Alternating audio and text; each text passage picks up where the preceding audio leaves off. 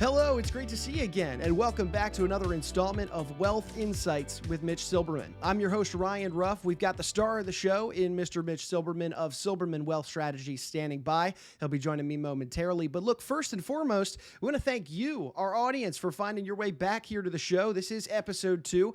If you did miss episode 1, and maybe this is your first time joining us, I would recommend traveling back. Check out our first episode for a few reasons. Not only do we, have a great, complex wealth management related discussion with Mitch on his discovery process and how he goes about his interactions with clients, but additionally, we peel back the curtain. You get to learn a little bit about Mitch's backstory and really what made him want to be a wealth manager in the first place. It's a great story, and I would highly recommend you circling back to check that one out. But today we've got a different topic lined up for you today, and I do really like today's topic. Today we're getting into what makes a good wealth manager a great one. So, of course, Mitch, in his experience, 28 years worth of experience in the wealth management sector, he's obviously been, exposed to a lot of different wealth managers and wealth management related strategies along the way. So today we're going to dive into what separates the good from the great. And of course, how Mitch is going about implementing some of those great strategies at Silberman Wealth Strategies as a whole. So with that being said, let's go ahead and bring Mitch out to get the conversation rolling today. Mitch, how's it going? Great to see you again. Always great to be with you, Ryan, and our wonderful audience.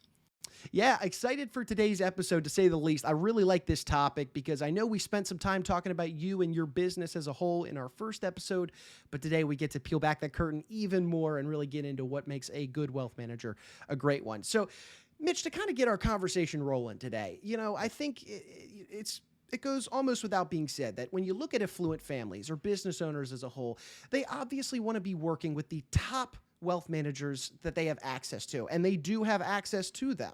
They want to work with those top financial professionals that have all of that financial acumen, at their disposal.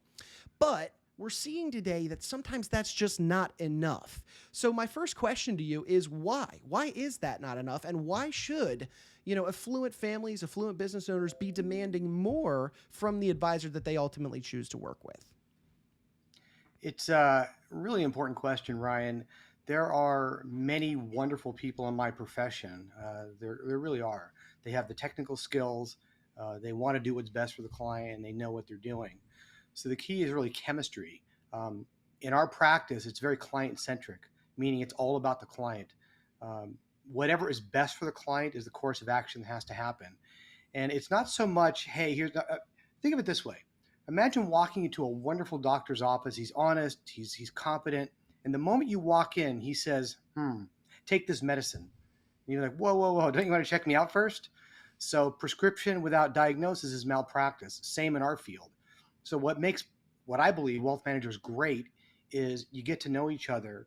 If they want to know about me, that's fine. Glad to share my story. But this is all about them, their goals, their dreams, what keeps them up at night, where they came from, where they're going. How can we best get them there with peace of mind every step of the way? Everything has got to be about what's their best interest, what will help them live an amazing life of excellence, then bringing in the tools and the experts to collaborate together to make that happen on their behalf. Absolutely. And Mitch, you and we talked a little bit about this in our first episode in that discovery process and sitting down and really getting to the heart of your client's goals. Would you say this is essentially that missing link that really does separate the good from the great wealth managers? Yeah, there's been a lot of research, Ryan, that points that when someone leaves a financial advisor or a wealth manager, as a side note, the very bottom, the very basic is an investment advisor, and that's great. Above that is a financial planner, which is great. And really above that is wealth management, which is really bringing it all together. It's a higher level of service. And what the research shows is that when someone leaves their financial professional, rarely, if ever, is it because of performance or fees. It's because they don't understand me. They don't respond to my questions in time. They don't answer my emails promptly. I don't think they get me. It's those people skills, the soft skills that are so crucial in making everything happen correctly on their behalf. Mitch, in this realm, we hear the term thrown around, the human element. And I think we even discussed that last time on our discovery process conversation. So when we talk about the human element in this kind of wealth management related field, take me a little deeper. What does this mean, this human element? Well, I will share with you one of the most profound compliments I ever got from, thankfully, several of my clients. After we worked together for quite some time, they have said to me, they don't even know each other. Mitch, I feel like the weight of the world has been lifted off my shoulders because I know you and your team are looking out for me and my family. And I'm going to go out and I'm going to travel. I'm going to live my life. I'm going to be the best husband, the best wife, the best mom, the best dad, the best business owner. It's a weight lifted off their shoulder because you can delegate certain things. I mean, wouldn't it be great if you could pay someone else to exercise for you and you got all the benefits, right? You can't delegate that, but you can delegate wealth management as long as you have the right team. And the way I look at it is, think of an athlete, think of a world-class athlete. I don't care who you admire. Chances are they probably don't understand the full complexities of wealth management, of building and maintaining wealth, passing it on to heirs and Sure. causes they care about, protecting it so it's not unjustly taken away from them via taxes or other means. This world-class athlete probably doesn't understand all this stuff, and that's okay. The key is they need to find a key team of advisors who does understand them, their world, their dream, their goals. And then what happens is this athlete checks in periodically to make sure it's on top of everything's going the way it's supposed to. And they go back to being the best athlete in the world.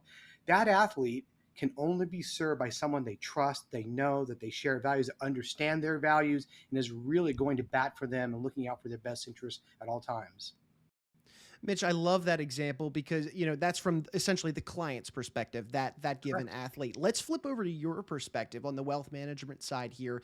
Why Mhm. is it that you believe as a wealth manager, especially when looking at all, different wealth managers out there and the way that they approach their dealings with clients, why do you believe as the wealth manager that incorporating this level of connection on a human Mhm. level, that human element, why do you believe from your shoes is it so important on your end?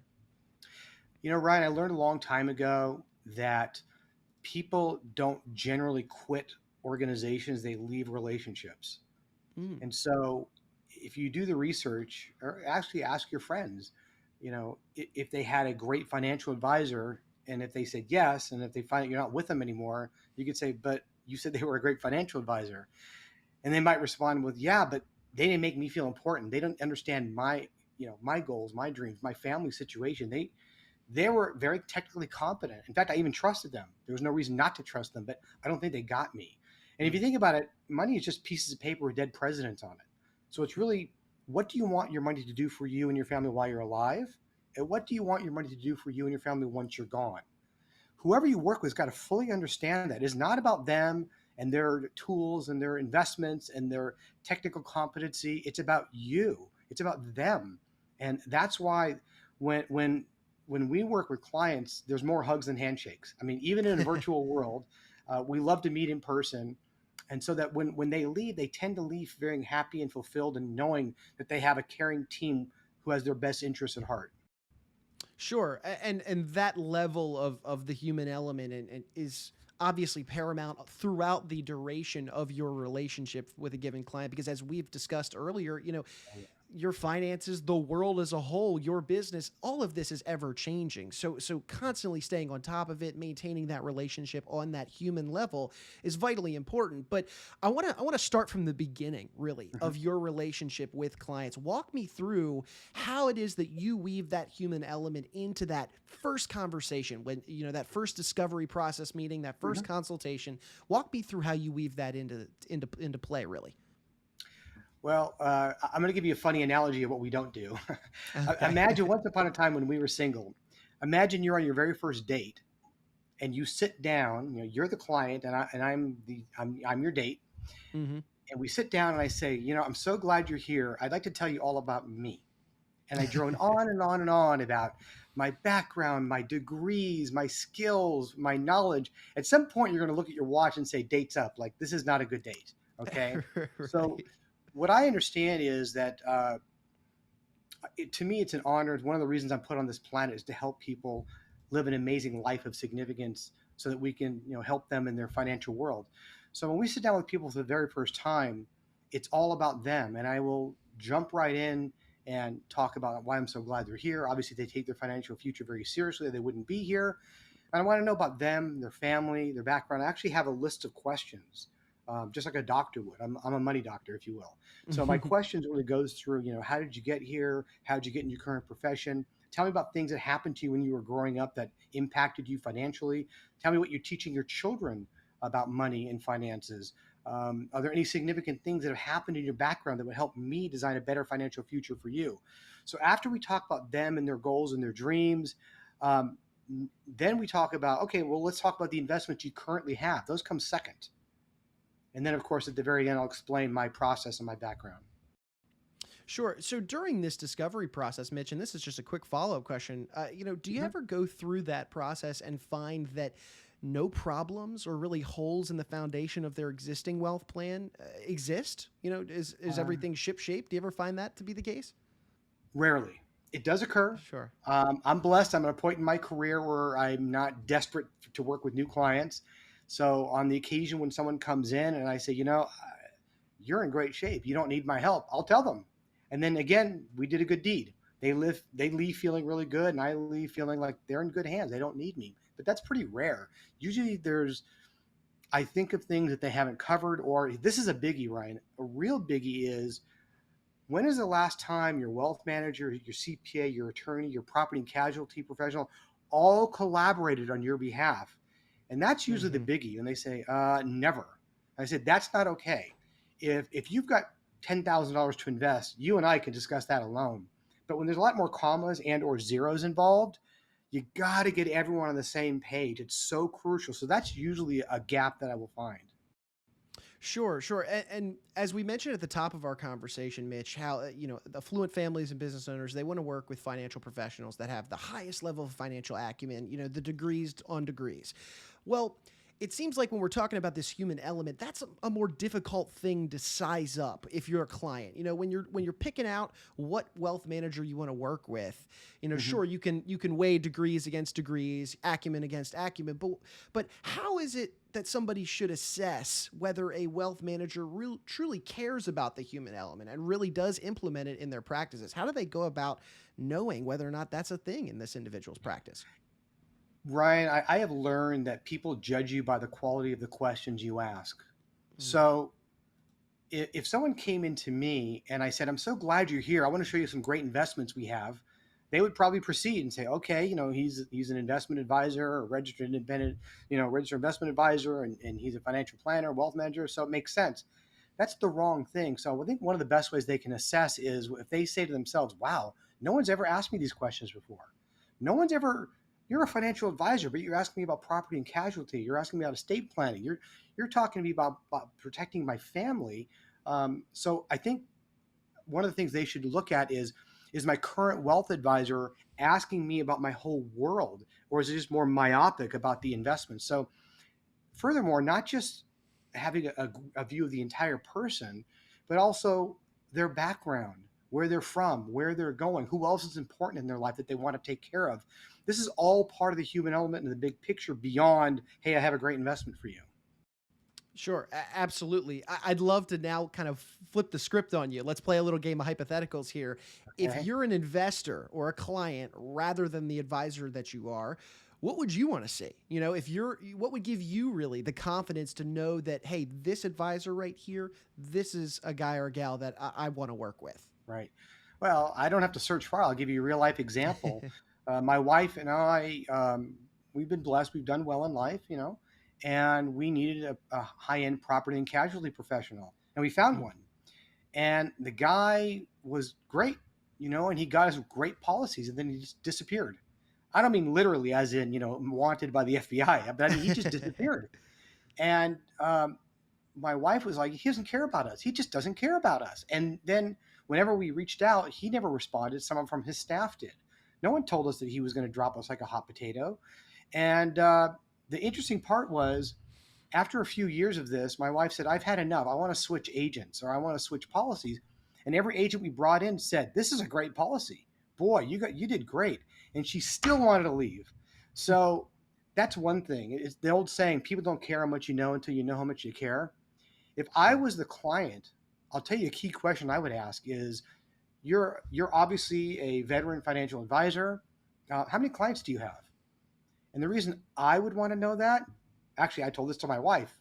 If I'm out of the picture for some reason, I get hit by a bus, one of the first questions I want you to ask this new financial advisor is, how many clients do you have? Because I have found a typical financial advisor has 600 to 1,000 clients, and that's fine. We work with less than 100 because we cannot give personalized attention in a boutique lifestyle firm to hundreds, if not thousands of clients. So people want to know, you really care about me. So if I meet an investment advisor and I say, yeah, the guy's good, but I don't think he cares about me, or he Hmm. cares about my assets, not me, I don't want to work with him or her.